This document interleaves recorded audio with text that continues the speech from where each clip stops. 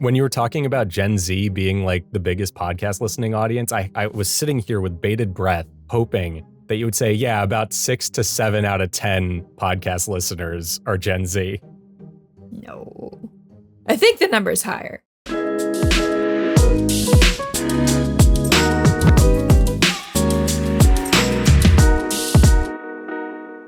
Hey everyone, and welcome to the Headliner Podcast. We're your hosts, Nicholas and Alyssa, and we're here to keep you in the loop on all of the things that you can do to promote your podcast.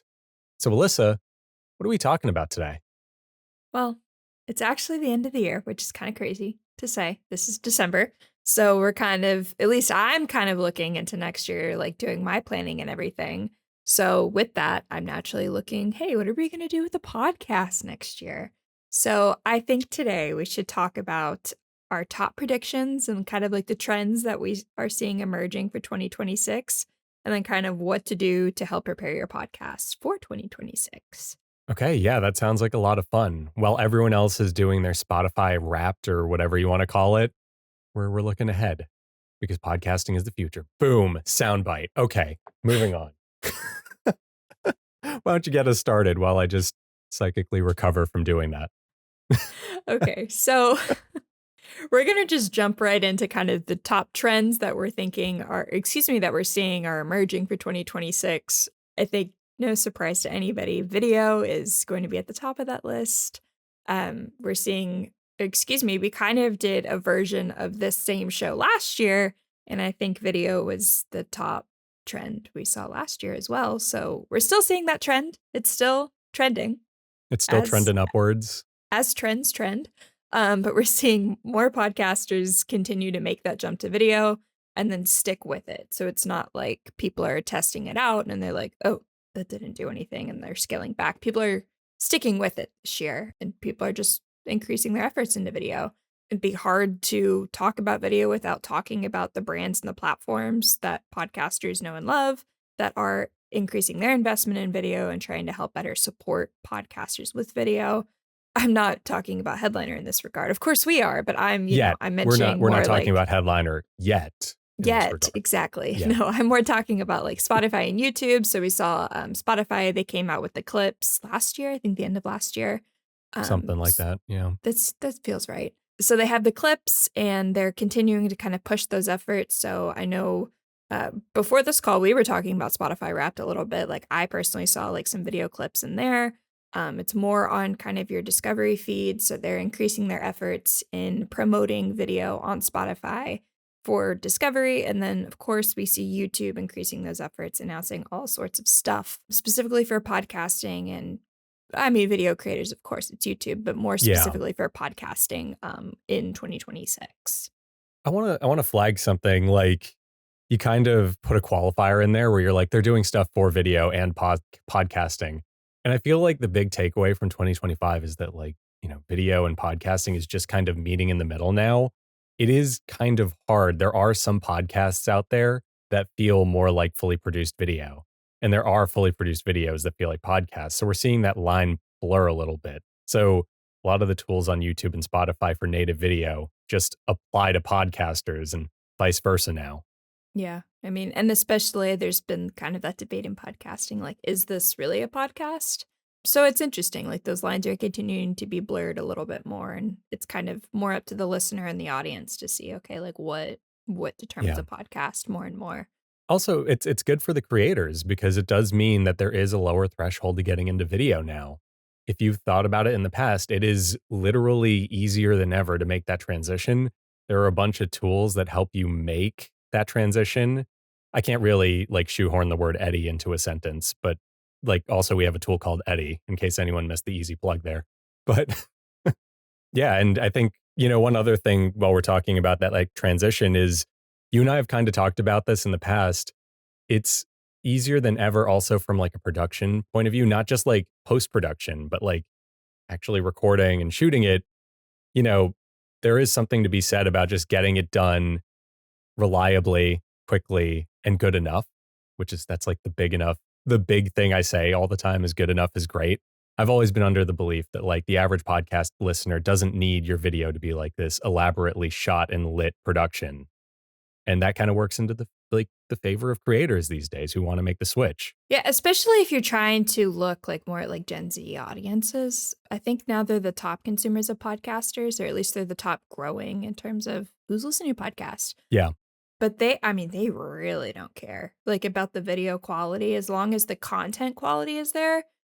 Like we're seeing like simple behind the scenes or just like very like what might be considered like an unpolished or like a more authentic like video clip or something. Those typically perform better than these like really elaborate like high production value ones. So yeah, sure. definitely give yourself some grace, especially if you're just like, oh, I need to do it. Just do it. Just turn on a camera and just start doing your little podcast thing. And it's honestly, like you said, it's good enough. And that's great. Yeah, I mean, and you can lean in on that. It does kind of make you just feel more approachable and like your listener can have a more like close personal relationship with you when you are recording in your home office or your even like your bedroom or something. You know what I mean? Depending on the brand, you can tweak that and you can make it feel real and authentic and people will respond to that. I think we get that like there's a big DIY component to podcasting. So you may as well lean into it, save yourself some stress, and then also just get the thing done, like, make the podcast. Yeah. So with that too, with video trending, we're also seeing more off app discovery happening for podcasts. So, kind of like in the earlier days of podcasting, discovery was happening primarily in apps. So, like on those charts, podcasts, that's how people were finding them. And then they were telling their friends. So, word of mouth and in app discovery was kind of king. But we're seeing more and more off app discoveries happening. So, we're seeing more creators and podcasters investing in growth channels outside of those listening apps. So, it really helps you kind of build that engagement and the community around your show. So that's kind of, we're seeing largely why that maybe has taken off so much and has gotten so popular. YouTube's still the number one platform for podcast discovery out there. I think we said in an earlier episode too, YouTube release, they had like achieved over like 1 billion listens or something crazy Something on like that. YouTube. Yeah. It was a crazy, I think billion, because I was like, that's crazy they had accomplished that as fast as they did. That, and then we also did our own study last year, which, reminder for me to probably update this next year and try it again. We saw social media is actually one of the top platforms for podcast discovery. We saw just amongst like general listeners, we did like, I think 300 people were surveyed just kind of at random, or excuse me, podcast listeners were surveyed at random. And 71% of them said that, hey, yeah, I've discovered a podcast off of social media. So we keep seeing kind of that funnel of just top awareness being kind of driven off app with Mhm. social media and YouTube primarily. Probably through video, I would imagine. Yeah, I mean, like, look, I'm just gonna speak from my own experience. Most of the podcasts I listen to at this point are things I found on social media. It's just understanding that social media websites have these hyper powerful algorithms that know a lot about you and your preferences and all that, and understanding that they will serve stuff to you that you probably like. And just understanding that you can take advantage of that with your podcast. Put clips out there. Let the algorithm look at it. Do what you can to strengthen that ability for the algorithm to understand your content and then watch your audience grow because it's just being delivered to them for you as opposed to you going out and having to do promo trades or roll the dice, so to speak, and just hope someone somewhere listens to it. And I'm pretty sure this is the part where we talk about how to optimize your content. Well, I had one more thing to say about Okay. discovery off app before we get into that. But yes, optimize content for sure, but more on that later. So we're also seeing this trend with off app discovery in actually paid promotion of podcasts. I mean, we have our own tool. It's called Podcast Promo. It helps to place podcast clips as web app, or excuse me, as web display ads across the web. So if you're like reading an article about my dog sitting on my foot. So if you're reading an article about dogs and then you have a podcast about dogs, you can find kind of that link of, hey, somebody that's reading this article might be interested in this podcast, right? So you can actually place like clips of your podcast effectively on that web page to try and target ears. And we're seeing more people, especially as competition's increasing. Discovery is getting a little bit harder, especially kind of giving people that direct path to a listen. More people are investing in kind of that paid promotion aspect of it. So I would expect to see that kind of increase. I mean, I don't really think that the competition for podcasting is getting less. I think it's probably going to increase, especially we'll Yeah. see that spike in the new year. More shows are probably going to come out, or more people are just going to start doing their shows again. So, yeah, paid promotion definitely is going to be kind of one of those top things for discovery off app. And then, paid social, that is also another thing that we're seeing. You mentioned the clips and the algorithm. You can kind of pay to boost your content with there. Granted, it can be a little bit harder just because there's not necessarily that direct path to listenership. There's a couple of clicks in between. But for Yeah. just driving just general awareness and getting people excited about a show, building that community, building that engagement, it's one of those things that we're just seeing more people are doing. Mhm. Yeah, that makes a lot of sense. Okay, so now can we talk about the super fun optimization stuff? Can you tell I'm a nerd? I'm like, "Yeah, let's optimize stuff, guys." Get Take it away. You go for it. Okay. Yeah, this is what I live and die for, and I'll take that up in therapy on my own time. But okay. So, when it comes to posting on social media, there's a bunch of stuff that you can do with your existing content that'll make your life a little bit easier. So, the first thing you can do is just go through your metadata and make sure to actually add chapters to your episodes if you have the time codes handy for that. Go in and add description rich information there so that, when that gets indexed by your Googles or your Bings, that information will actually be there. It'll get indexed. And when people are searching for stuff related to your podcast, you have a greater ability to appear there. And then on the other side of things, when you're sharing those clips on social media, be sure to add captions to them, you know? Be sure to do the same thing. Add those descriptions that are just very information rich so that once again, when those algorithms parse your content, because they can't listen to your clip necessarily, they'll actually know what it's about. Oh, the captions here are talking about the 6'7" meme that nobody seems to understand if they're over the age of 20. Cool. Let's push this video to like a bunch of people over 20 so that they can get it or whatever. That's just a hyper specific example we'll live with. It's a too real example, is what it Yeah. is. Oh, I don't get it. When you were talking about Gen Z being like the biggest podcast listening audience, I was sitting here with bated breath, hoping that you would say, yeah, about 6 to 7 out of 10 podcast listeners are Gen Z. No. I think the number's higher, but Oh, that would have no. been. The one time 6, 7 is acceptable. Okay. Anyway, it's also just like looking into your growth opportunities with your content. It's taking a look at what other people in your space are doing and trying to emulate that a little bit, or even just reorganizing your content so that it's better positioned to compete against other people in the space. This could be as simple as using a hook before you start your episodes, or even your social clips or something like that, right? It's also just creating your episodes with a bit more intentionality and going, I really want to capture this specific audience with my show this year. So I'm going to plan a couple of episodes that are tailor made for them. I'm going to lead with an SEO aggressive title, and I'm going to structure my episode around that because then you're just doing what you can to make the algorithm work for you as opposed to making your content work for the algorithm. Other thing, captions. When you're posting on social media, put those captions in there. And I'm sure we have a stat somewhere about that.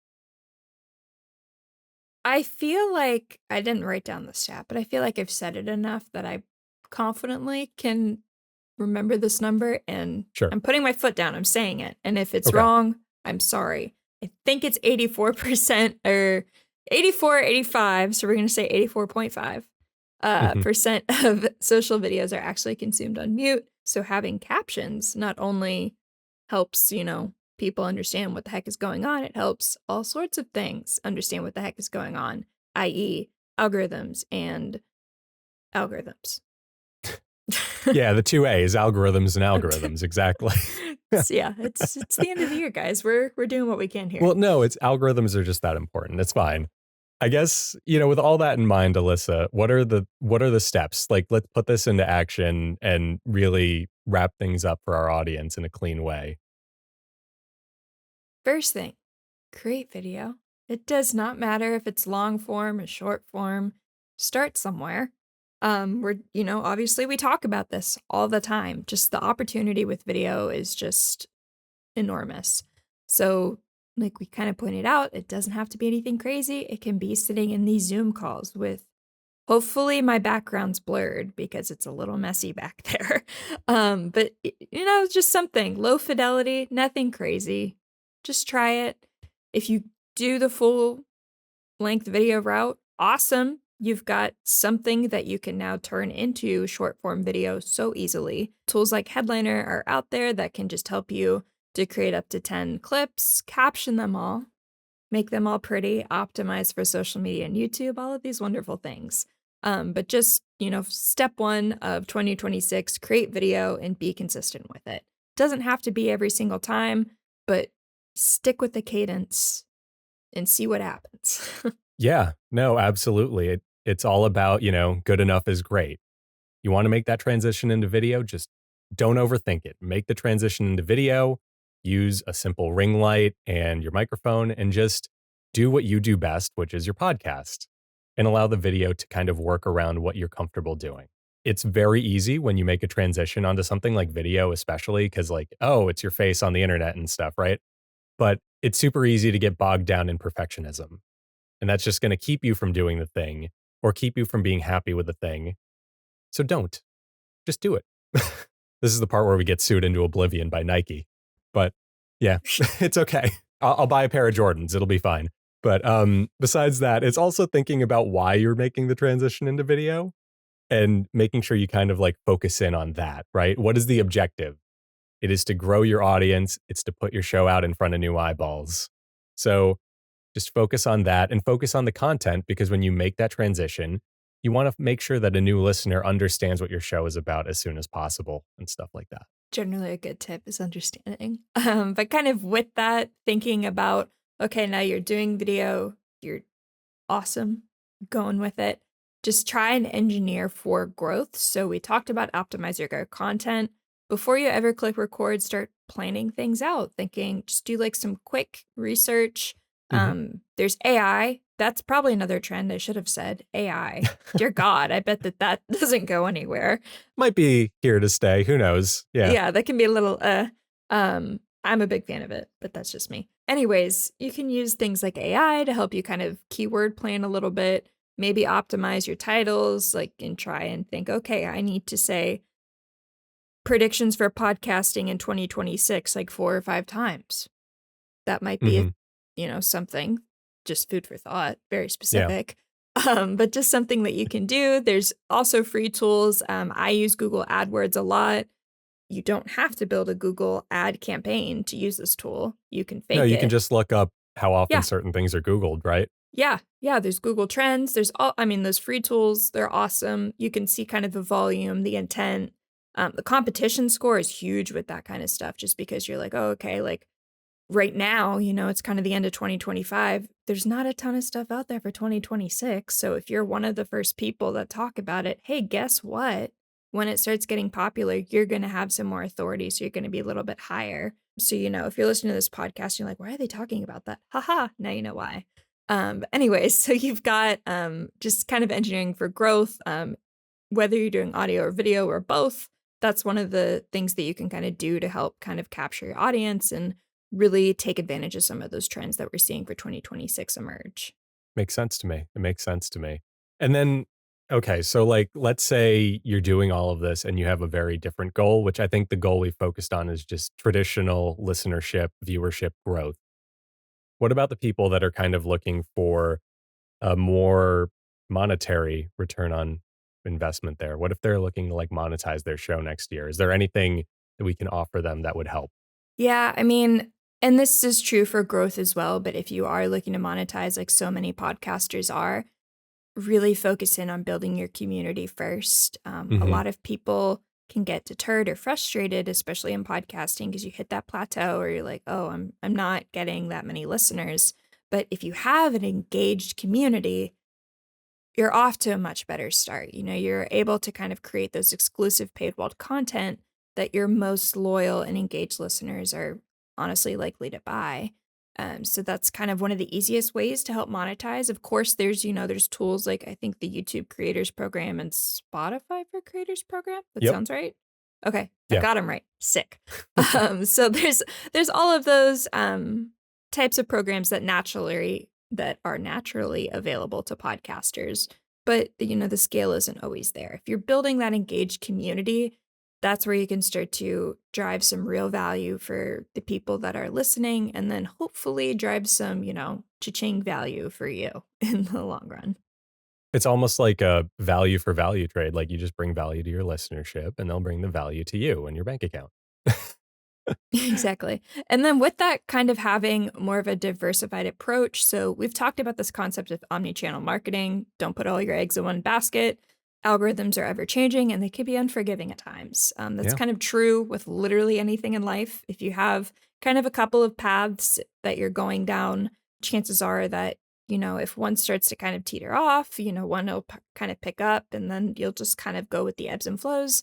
But having the diversification is going to allow you to have multiple revenue streams in place or just the opportunity to have multiple revenue streams in place.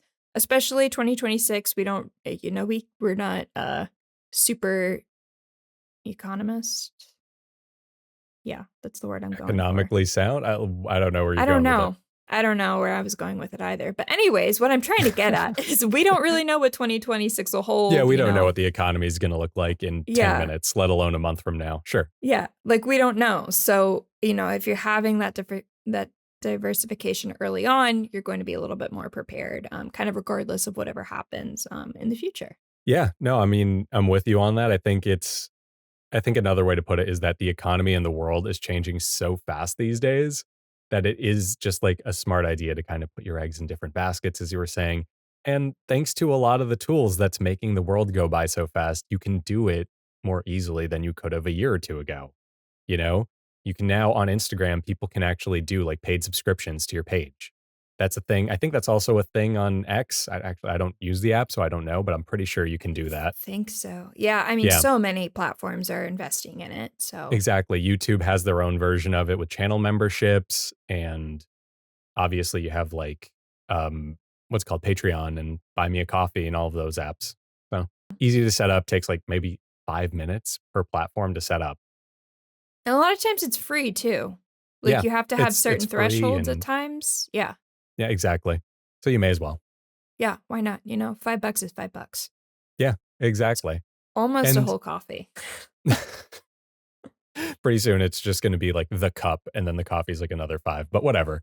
It's fine. Anyway, okay, so are there any other thoughts you would like to send us off on other than this pivotal information about coffee? Yeah. Yes, I do. Okay. So we talked about, a trend that we're seeing as kind of more people are investing in paid. So if you're thinking about hopping on the paid train, just kind of knowing what the options are out there. There are a lot of options. You can go to the Headliner blog. We're actually doing a whole series right now on kind of paid promotion and what that can look like for podcasts specifically, because it is kind of ambiguous. I mean, it's this thought of media buying and like I went to school for marketing. I took classes on it and it's still at times I'm like, "Now what?" So, it can really be daunting to kind of start, but really understanding your options ahead of time and more specifically your goals ahead of time is going to help you to kind of pick a paid strategy that's going to help to promote your podcast and be a good investment kind of in the long term and the short term. I would expect that we would have some content, if you don't wanna read it, that you can listen to in the start of the new year, but I can't confirm nor deny that as I haven't really written anything for that. But I feel like that would it's a good one to Sure. probably start with. Wheels are in motion. Let's just leave it Yes. at that. So you guys just stay tuned for that, and I'm sure you'll get like a solid 20 minutes from us about it at some point. Yes, but yeah, in the meantime, just head on over to the blog, we're talking all about it.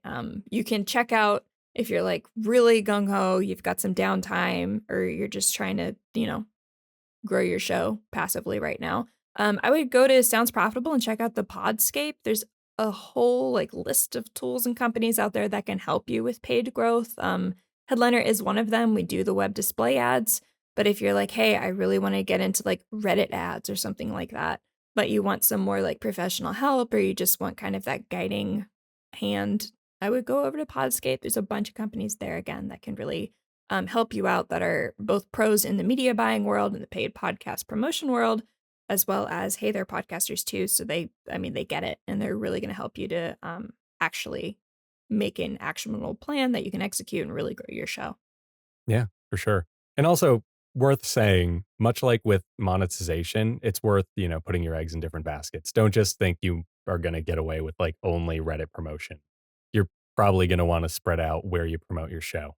Yeah, and again, I'm writing all about this right now, so I could go on a tangent, but I won't. But Save the yes, tangent. Yeah, definitely. save it for 2026 when there's just 2% more light in our eyes. What? Who said that? That's crazy. But, okay, cool. Thank you so much, Alyssa. A lot of good stuff we reviewed here today, and I'm sure we'll be back in the new year with plenty more to go over. So, thanks to everyone for listening. We'll catch you on the next episode.